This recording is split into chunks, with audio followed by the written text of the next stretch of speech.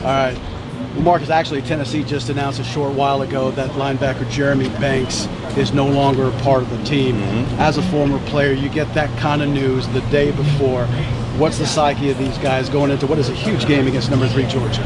Well, obviously it weighs on you. I think today, though, we're in the day and age where you understand consequences for what guys have to do, but the relationships are strong on football teams, so it affects you probably more emotionally. I don't know how much it plays into how you perform, but it's a tough deal. It was a tough deal from the beginning of the ordeal, so I'm sure that, like, maybe us breaking news, but I'm sure these guys have had an idea about what was going to transpire longer than we have. This Tennessee team loses to Georgia State. Marcus, they're 1-3. As a player, how do you get your mind right to play the number 3 team, Georgia? Well, first of all, this game has so much to do with how much are you willing to lay it on the line. That's number one. Number two is we can live in a fairy tale world, and I can tell you about football and how you break things down. Right now, the talent level is just not where it needs to be to compete on this level with this particular team. With that being said, though, you have to take pride in your work. It's too many hours. It's too much time put in to try to be good for you to come out and feel like you need to lay down because it's Georgia. And every Saturday, you only get 12 of these opportunities usually, or 11 for some teams. So you want to put your best foot forward, compete at the highest possible level. And there are guys on this team like Marquez and Juwan and some guys that I've had an opportunity to talk to, and Darryl, that they take pride in this, and it's tough to lose, man. I mean, but you play this game long enough, you're gonna be a part of it. So just understanding that part, but also understanding that you have to respect the craft and what you're doing, and go out and put your best foot forward. After the 1-3 start, I don't think Tennessee's going to achieve some of its goals this season, but going kind of into this month of October, what are some realistic goals that Tennessee can accomplish by the end of the season? You got to continue to build on things that you do well, and hopefully by season's end, you've covered up some of the glaring weaknesses that you have. Everything is a process, man, and it's difficult. I don't want to act like we had a funeral. We're still talking about college football, but you have to figure out, first of all, what you want your identity to be. Does this team want to move around and operate like a 1-3 team, or do you want to get after it like we're trying to, accomplish what nobody thinks we can? Or do you say, well, we're not there yet from a talent standpoint, but effort and how we go about doing our job can be elite, and every team has that decision to make. So when you aren't at the level you want to be, as far as having the names and the guys to put on the field to compete, what you want to step away from the film and say to yourself is, this was everything we had, we just weren't good enough. You can live with that as an athlete. You can't live with being beat before the game starts, though. Flipping it over to Georgia, do you think that when you call the HAVOC, the blitzes, things like that, does that change the defensive mindset? We've seen Kirby Smart with a more aggressive plan in his front seven. Yeah, I mean, causing blitzes and blitzing and pressure that's what they're designed to do. So a big part of what Kirby has done, and believe it or not, he hasn't had to do it much. They've been playing tremendous on defense, but that's a part of what you do to try to create havoc for offenses and force the issue and things that they need to do and speed up operation. That's what blitzes are mainly for. So it's a part of being a good football team, and you're going to have to mix it up and do some of those things in order to be successful. Do you think Georgia has a good enough defensive line to win a championship? I know that's kind of been what people have looked at before in comparison with the Alabama and Clemson standouts we've seen.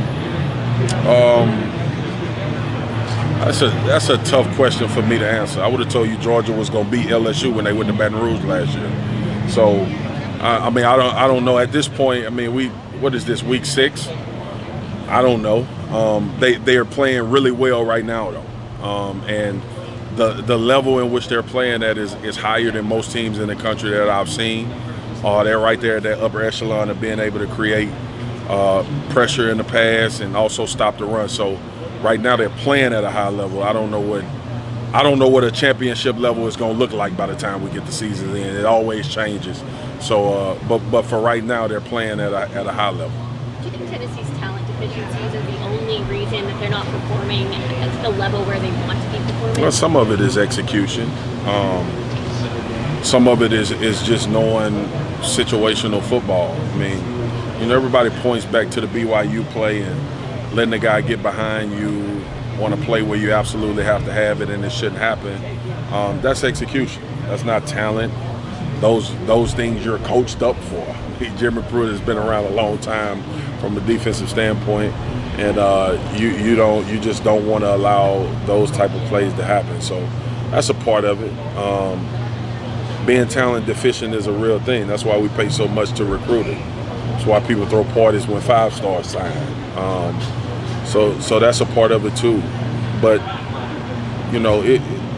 when you lose and everything is magnified, there is and sometimes, look, I'm not saying losing is good, but sometimes it introduces you to who you are. Every season, every school in the SEC has a false pretense that they national champions. And then as the season goes along, you begin to get exposed. Some things you thought you might be good at, you weren't, and some things surprisingly that you didn't think you would do well, you do well.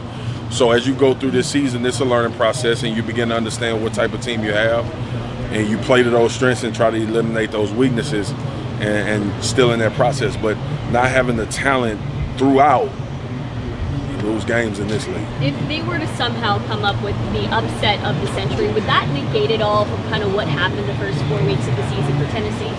For a week. Bill Parcells used to always tell me when I played for the Cowboys, you can go from the outhouse to the penthouse in 7 days.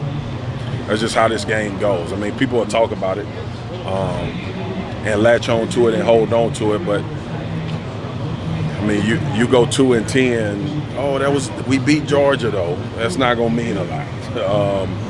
You want to get to the point where it's not an upset. Georgia's had some issues in short yardage for all the size and hype of the Great Wall, their offensive line, 6'4", 328. Why do the bigger lines have some issues in short yardage? And Brian Kelly actually said it was an advantage because they knew where they would be. What was he talking about there as far as that size and maybe it not always being quite an advantage? Because D-lines move, and we're way more athletic than offensive linemen. But no, it's stunts. Usually when you get in short yardage situations, if you're a smart coach, you're not going to let your smaller size defensive lineman just line up and say, hey, play this guy straight up. You're going to move around. You're going to try to create confusion, get guys through gaps, and create negative plays. Problem you have with Georgia, though, is that they have a quarterback that probably knows when that's coming majority of the time. So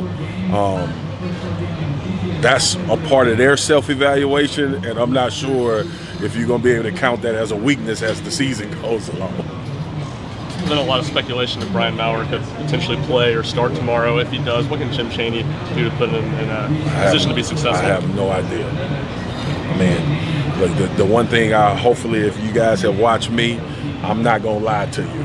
What Jim Chaney does as well as anybody is game plan for his quarterback, though.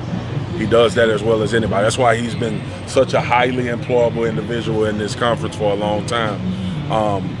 So whatever Maurer does well, he'll try to put him in that position as much as possible. Now, there's still black jerseys on the other side that's going to try to negate that, but I don't know what type of game plan you formulate for him. And if I was on the game crew, I would have talked to Jim and tried to figure out who was going to be the starter, but one of his MOs has always been trying to put his players in a position to be successful. He's done a tremendous job. He did a tremendous job with Jake at Georgia in that regard, and kind of been his MO everywhere he's been. Do you think it's a big factor that he coached Jake, that we know what you know, what we know?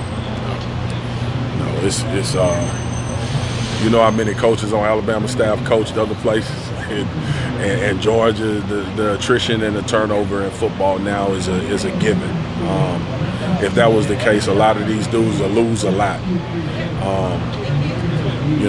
I do a lot of NFL now, and if O'Brien in Houston and Patricia in Detroit play New England, they'll get blasted, and they coach for Belichick forever. So I don't buy into it. First of all, you gotta field the team that's disciplined and talented enough to compete, and then you hope that your players execute the game plan. You put them in position to execute better than the other team, and I mean that's how you get it done. But them knowing no, because that ain't gonna help the left tackle block the DN at all. Last question, please. Marcus, what's it like in the locker room when a team is struggling so much and just can't really? It's hell, man. I'm gonna be honest, it's hell. I mean, I was on a 6-10 team in Dallas, and we didn't want to look at each other. But I will say this: you do in these situations find out who's all in. You find out the character of guys, and you find out if you have competitors. Like a big part of college football is just trying to put 11 dudes that just gonna compete. No matter what the score is, no matter what people saying about the game, pre-game or after the game, you just want 11 dudes out there that's gonna compete. I think if you talk to any coach that has had success, the prerequisite has always been a team that's smart and a team that's gonna fight like hell to win football games. And usually if you have those two dynamics, and you have some talent coupled with it, you can have success. If you don't have those first two things, this ain't the game you need to play. Thank you.